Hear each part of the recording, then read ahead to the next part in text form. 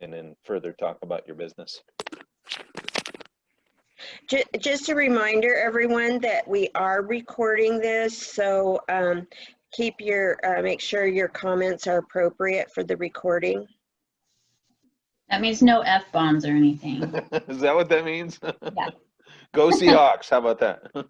Woo! Okay, Lila, you should be able to share your screen now.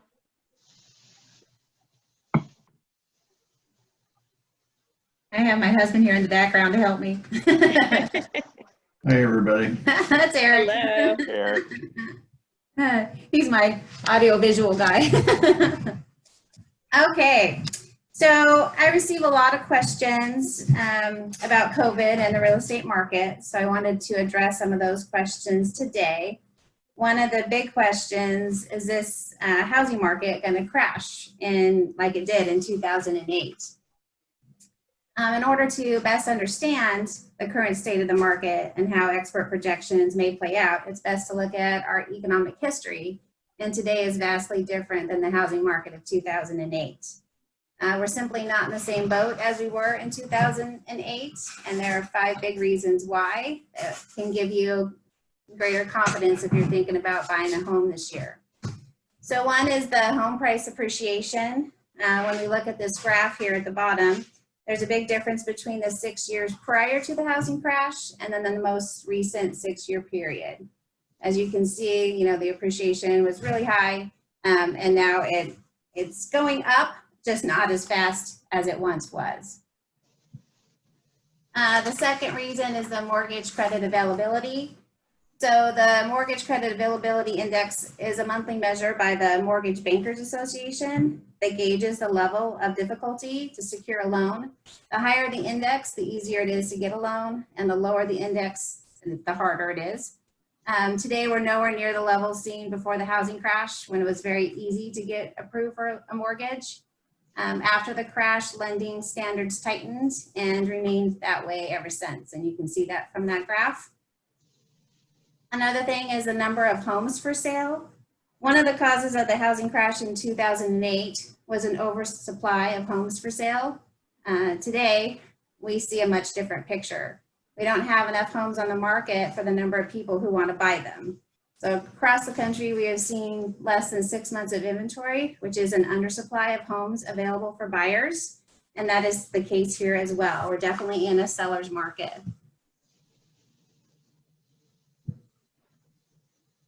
Another thing to look at is the use of home equity. So before the crash, people were taking cash out refinances. They were taking the equity out of the home.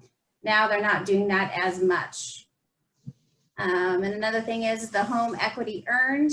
This surprised me. Today, 58.7% of homes across the country have at least 60% equity. The problem in 2008 is that homeowners walked away when they owed more than what their homes were worth. With the equity that homeowners have now, they're much less likely to foreclose on their homes. And Americans have a lot of equity right now. So 42% of all homes are owned free and clear. I think that's a pretty amazing statistic as well. So 2 things working to a buyer's advantage today are low mortgage rates and home prices. So I know everybody knows, but today's low mortgage rates are not just low, they're hovering near historic all-time lows. And the even better news is, according to Freddie Mac, rates are forecasted to remain low through the first quarter of next year. So whether it's going to be your first home, your dream home, or a long anticipated downsizing move, if you're thinking of buying, now may be an ideal time to lock in a low rate. And then the home price appreciation we kind of already talked about.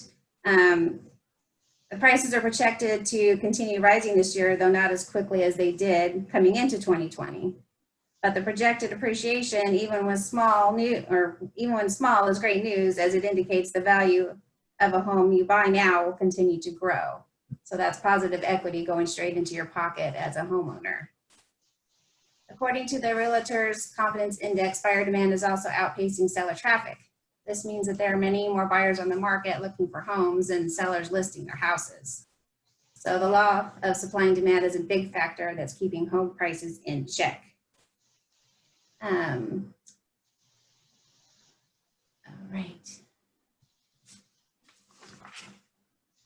So today's market is very different than it was at the beginning of the year due to COVID. So we're getting used to doing a lot of things virtually, working remotely, and to how we engage with our friends and neighbors. One of the big challenges or changes we're adapting to is how the transaction is being revised. We're doing, again, a lot of things more virtually, so we're relying on technology. So one of those ways is by virtual consultations, doing presentations, listing presentations, buyer presentations, through Zoom meetings or just online meetings or online chats. Home searches and virtual showings, according to the National Association of Realtors. The internet is one of the 3 most popular information sources buyers use when searching for homes. Real estate professionals have access to listing information and can help you request a virtual showing when you're ready to start looking instead of going to the home and seeing the house in person, kind of getting an idea if that's something that you want to do before you go to the house. Even in document signing. So more portions of the transaction are being done digitally. So agents and loan officers can set up accounts where you can upload required documentation and sign electronically right from your home computer. And I noticed that we just moved here, so I sold my home in Woodburn, and I was able to do a lot of the work via an account through the title company. And so yesterday when I actually went in to have to sign documents, because they had to personally see me to sign, there was a lot less things that I had to sign because I'd already done it, virtually and on the computer. So sending money, you have to send your closing costs, your down payments, earnest money, all that to the title company. And you can do that through wiring funds instead of having to go into the title company itself. As far as the closing process, another option to going in personally would be to have a mobile notary come out and see you and sign the documents in front of them. So under the current circumstances, technology is making it possible to continue much of the real estate transactions today. So buying a home, do you know the lingo? Here are some of the common terms used in the home buying process that you'll want to know. Appraisal, which is a professional analysis used to estimate the value of a home. That is, your lender is going to require that just so that they know that you're not overpaying for the home. Closing costs. So closing costs and down payment, a lot of new buyers, first-time buyers get those confused. Those are actually 2 separate costs. So closing costs are fees required to complete the real estate transaction. It's paid at closing. They include the points, the taxes, title insurance, financing costs, and items that must be prepaid or escrowed. And that's usually 3%. That's a good amount that we usually estimate that's going to cost you to purchase a home of the sales price of the home. So again, 3% of that sales price. And a down payment, that's really going to depend on the loan type that you're getting from your lender. And that can be anywhere from 0%. There are some zero down programs up to 20% for a conventional loan. So your lender would be able to tell you what exactly the down payment would be, depending again on that loan type. Other things in here are a pre-approval letter. You'd want to get a letter from a lender indicating that you qualify for a mortgage of a specific amount. Typically, it's better to do that before you start looking for a home, just so we know, how much you can afford to be looking at. We wouldn't want you to go out and look at a, $500,000 home and you can only purchase a $400,000 home. You might be disappointed. So that would be one thing that you should do first. And so why is it important to have a real estate professional on your side? Going to the internet is a first good start, but then you'd want to make sure that you did connect with a real estate professional. A lot of people, you can see here that 93% start, with online websites, and then 86% find their home through real estate agents, and then 73%, mobile, tablet, website, or app. But there are possible 230 steps in a real estate transaction. So we can definitely help you with those. Determining the price, submitting an offer, negotiating or successfully are just a few of the key parts of the sequence. And you want somebody that can guide you through that. Most importantly, you'll need someone who knows how to navigate today's virtual steps in the process to help keep you and your family safe and healthy along the way. You will need a skilled negotiator. In today's market, hiring a talented negotiator can save you thousands, maybe even tens of thousands of dollars. From the original offer to the appraisal and inspection, many of the intricate steps get confusing. So you need somebody that can advocate for you and keep the deal together until it closes. An educator, so there's a lot of information online, and a lot of people look online to get their questions answered. And that's great, but you'll also want to make sure that you ask us real estate professionals the same kind of questions, because, you know, not saying that the internet, you know, lies, but each situation may be different. And so your answer, even though it could be correct, may not be the best answer for you. So I've seen that quite a few times. So make sure that if you have any questions, you ask somebody as well. So what do you do now if you would like to purchase a home? Well, you want to learn about the process and again, how much you can afford. There are some things that you'll want to think about, some key items, like how long you plan to live in the area, the school districts you prefer, what kind of commute works for you, and how much you can afford to spend. Keep in mind before you start the process, you'll want to get that pre-approval from a lender. It just helps you make a strong offer and be able to close your deal. You'll need to save for the down payment and the closing costs, and we kind of talked about those. So a home down payment is simply part of the home's purchase price that you can pay up front, It does not come from the mortgage via a loan. And then the closing costs are just fees like title insurance, origination fees, underwriting fees, document preparation fees, things like that. All right, so 4 steps or 4 tips for success in writing an offer. So number 1, you're going to determine the price that you would like to offer based on your agent's experience and key considerations like homes that have sold in the area, in the same neighborhood, same condition, and what they sold for. Your agent can help you determine an offer to present. And if you've been pre-approved, that just tells the seller that you're serious about going through with the transaction on their home. And then submitting an offer. Once you determined your price, your agent will draw up an offer to submit to the seller's real estate agent. And this will include not only the purchase price, but the terms and conditions of the purchase. And, you know, most situations now, I mean, it's a competitive market, it's a seller's market. So most of the time you're going to be competing with other people. And so you're going to want to make sure, you know, we've done this a lot. So we know certain things that can help make your offer stand out as opposed to others. So you'll want to talk to us about what we can help you with to make your offer competitive. And negotiating the offer, typically the seller will counter.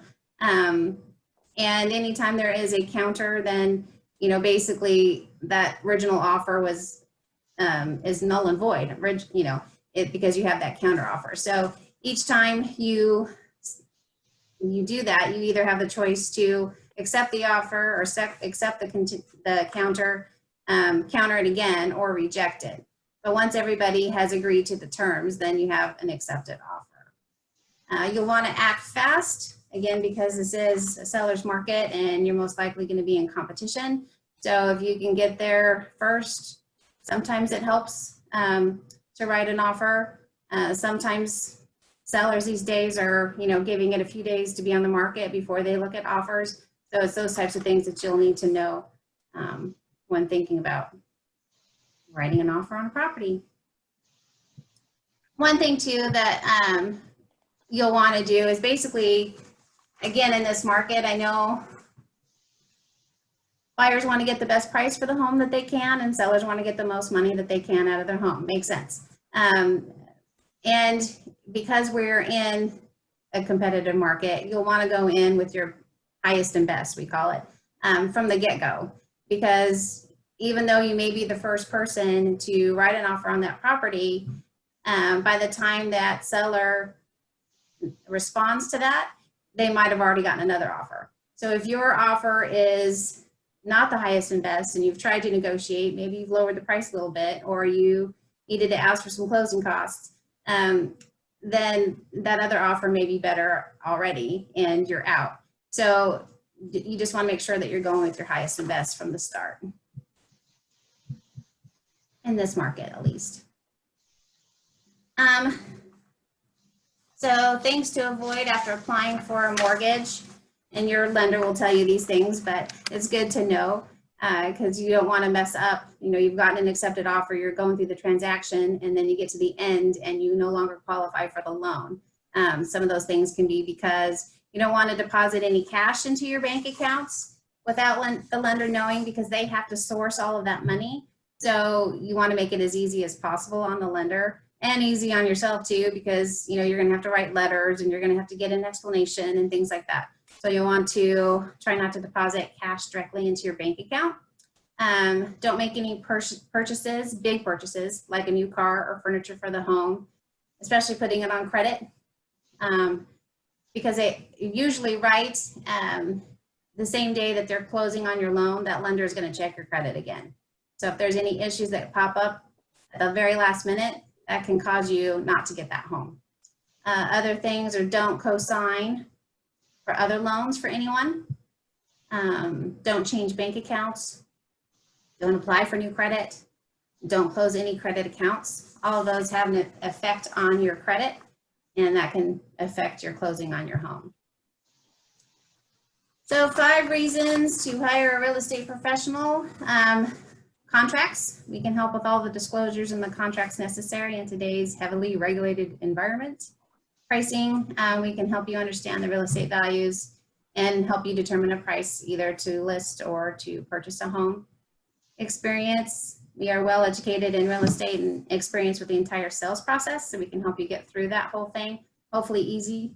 Negotiations, we can act as a buffer in negotiations with all parties throughout the entire transaction. And we understand the market conditions. So again, you want to consult us with what's going on in the market and what's the best way to make your offer stand out. Any questions? Well, I'll start. I've got one. Tell me about the name, Lila. How did Next Home Picket Fence come about? That's a complicated story. So I actually had a business partner. Again, we just moved from the Woodburn area, and she and I were looking for names because we decided to become a team and do our own thing. And Picket Fence Realty kind of was one of those names that we were throwing around. The company that we were with dissolved, and so I had to either join a different brokerage, or since I'm a principal real estate broker, I could start my own. And so we just decided to start my own brokerage, which I franchised through Next Home. So that's how you get the Next Home. And I basically had, 10 minutes to make for my franchise. So we just kind of went back to things that we kind of liked in the past. So that's kind of how it came about.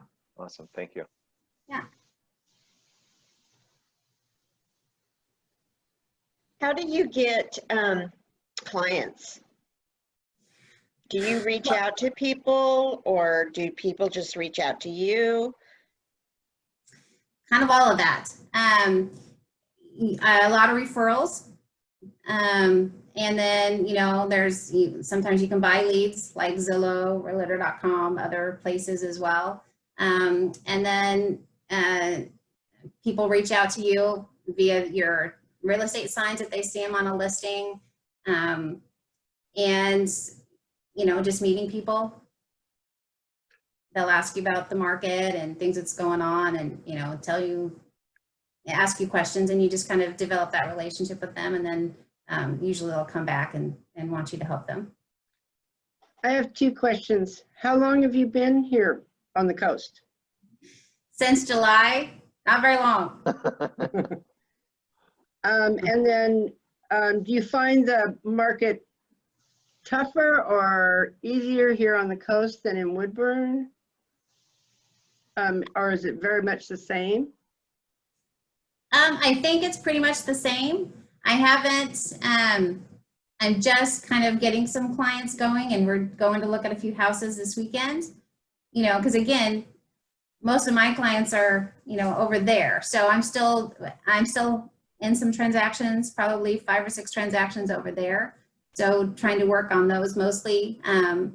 But yeah, I do have a few clients coming over this way now, so.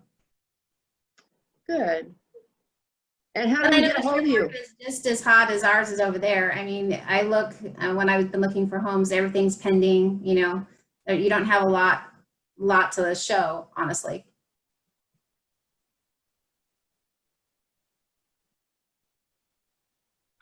Tell me on when you're starting with a client, do you, and you talked a little bit about getting pre-approved, but do you lead somebody a particular way to a mortgage broker, or how do you kind of help them there?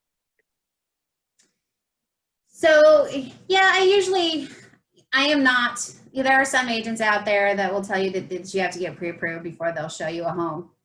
That's not me, because I want to develop that relationship with you. So yes, if we go and show a home and they show interest, then I will ask them if they have a lender. And if they don't, well then, you know, I usually provide at least 3 different options for them. And I tell them about the people that I would, you know, that I give them. So, I mean, because each person, loan officers, they could each have different programs available. So because there are different programs. So some do the Oregon Savings Bonds, some do not. Some might have, I know like On Point, they have a really good first-time home buyers program. I think if you're a teacher, and it's a 0 down program. So again, you just have to get to know kind of what they have already and who they are, and then you can kind of go from there and kind of tell them their best options. I'd rather that they work with a local lender because it's easier and you get to know them and you know how they work. You know, if you get a lender that's nationwide, they don't necessarily know this market. And so that can cause some issues. Great point.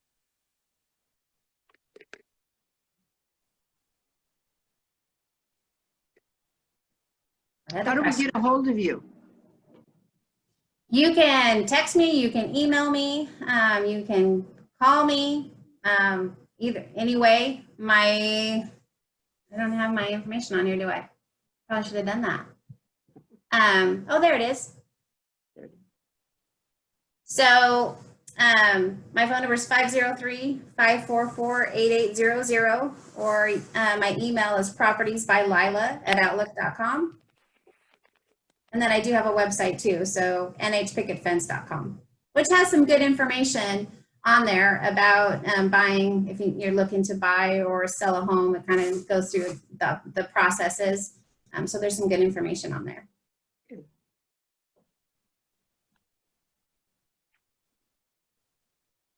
Well, any other questions for Lila from the group?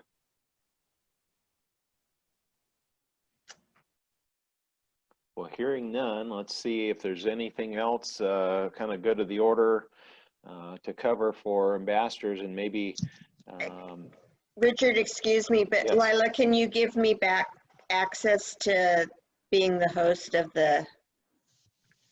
Yes. I think I can.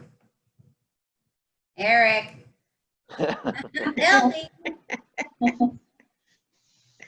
She wants like access back. their participants. Find her picture. Oh, find her picture. Okay. Yeah. All right. I can do that. Make post. Okay. I think I did it. Yes, you did. Thank you.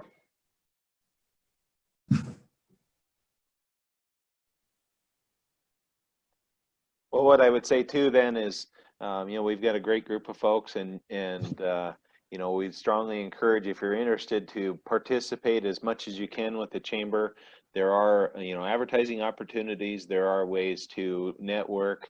And again, we have a membership, I think at Riles, 500 members in, you know, in the greater Central Coast area. But again, you know, like the ambassadors, we reach out. Normally we're out in somebody's business right now, or at their, you know, at their store, meeting you. And I think generally, and I don't know what we're doing on the interim time, but generally there's a little host gift, a little host gift that we give. And so that may or may not be still happening. I'm not sure. I'd have to check with Jeanette and see, you know, what they do with that normal gift there. So that may or may not Well, be. I brought her scones yesterday. Oh, very good. Okay, that works. That was perfect. That's excellent. But again, you know, we really enjoy these Friday mornings, and just like that with COVID, we've stayed very active, and you know, we've adjusted just a little bit, and that's it right now. More recently, just trying to get, you know, to be fair to, or to try and create fairness for the presenter, you know, to have a good group. And in our ambassador group, I think, I don't know what the tally is, there's probably 35 or so somewhere in there. And you know, we were much stronger at the start, but I think people are getting a little tired of the Zoom meeting platform, and you know, that may be wearing a little bit, and then the frequency, so we're changing that up a little bit. But always excited to have new members to the chamber, and then again, would certainly encourage you know, joining the ambassadors or getting involved a little bit more, because like I said, there are other opportunities there, and that, just like you said, building relationships, especially in our community, that's key. I'd say key to success, or key to staying vital, or staying, you know, staying in active business.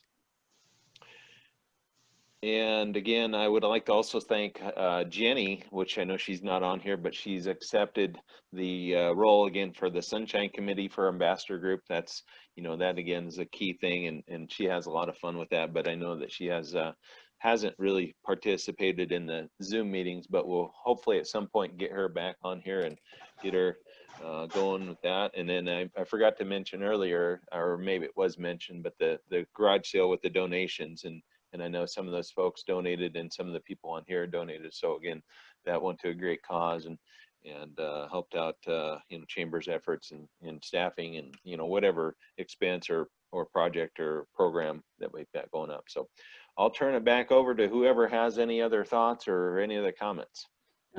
Yeah, I do. The next week is the virtual ambassador Convention. yeah. And I'm participating in a panel. I just wanted to get some input. And Dave, if you have a second, I'd love if you're able to hang out for another second. But I just wanted to see if I get any input from other ambassadors to make sure I'm raising types of questions that we're gonna be talking about. How to develop a successful ambassador committee, how ambassadors can help businesses recover after COVID, how do ambassadors recruit new members, how do we support current members, and best ways to keep ambassadors engaged. So if anybody has any input, if you want to share it now or contact me, I'd love to make sure that I include input from everybody in the ambassador.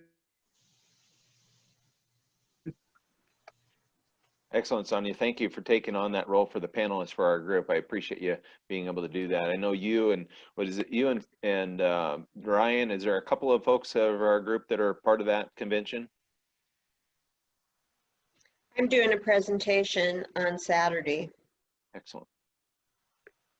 I know the list of speakers, the keynote speakers there, you know, all many dignitaries from our area, and I think that would be a ton of information. I just wasn't available to be able to be here to participate, so I do appreciate everybody doing that as much as can. And I know when they've had in the past, when they've had, you know, destination conventions, it's been wonderful, and I've heard and been very jealous of, you know, the things they've done or the time that they've had together. So that's great. Yeah. Any other thoughts? Any other ideas, or any good recipes for blueberries? Oh, I made a great blueberry compote for salmon. Ooh. Yum. I don't like blueberries and I don't like salmon, so count me out. Oh, man. you're Sorry, rough. Judy. Oh, Judy, that thing you posted that you made is gorgeous. Thank you.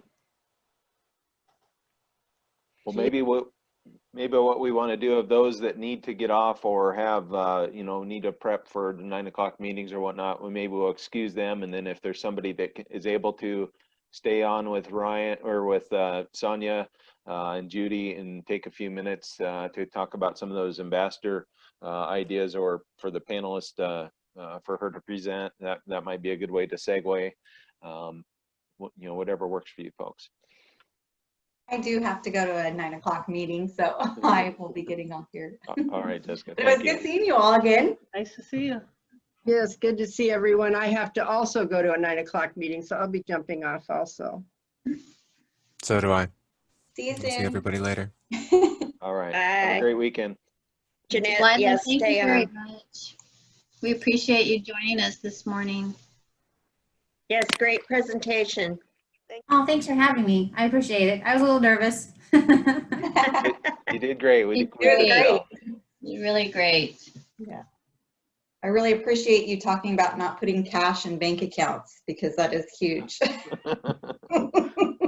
Well, you know what's happened to me, right? Yeah, I do lending, and I'm constantly like, don't put cash in your bank account.